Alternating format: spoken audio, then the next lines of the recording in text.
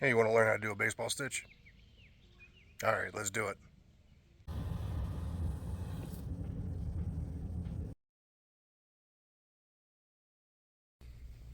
All right, guys. Sorry about any background noise you hear. We got chicks in the basement getting ready to get sprung out when they get their feathers in. So if they start cheeping or jumping around, I apologize.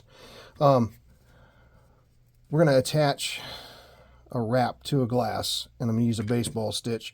If you've never done this before, um, this is a real good primer for you.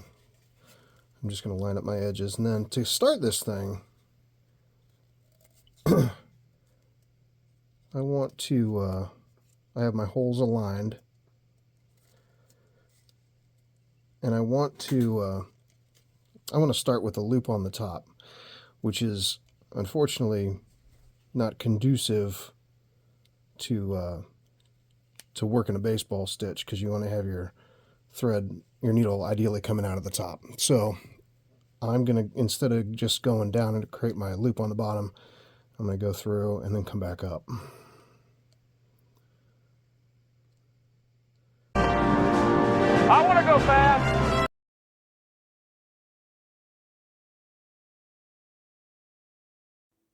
So the whole point I'm making here is, since you want to come up from underneath, cross over, come up from underneath, cross over, come up from underneath. And the biggest thing to watch out for is crossing your threads over the wrong way, because then it changes the profile of stitch, and you don't want that.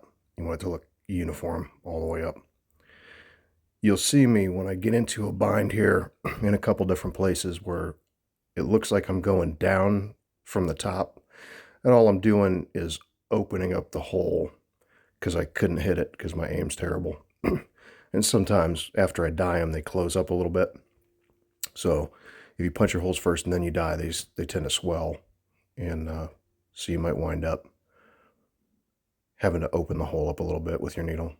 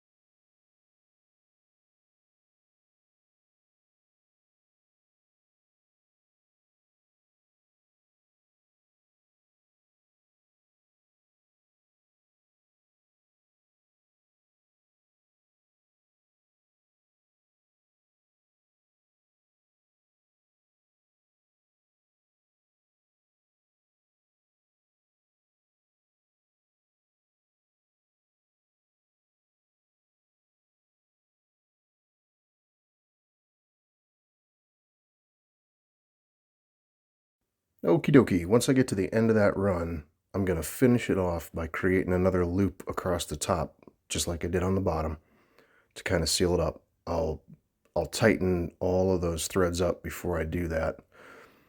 And it will, because it's broken loose as I've worked my way up, just trying to get that needle in at a weird angle. But if you give it a tightening, that whole baseball stitch will just kind of come together.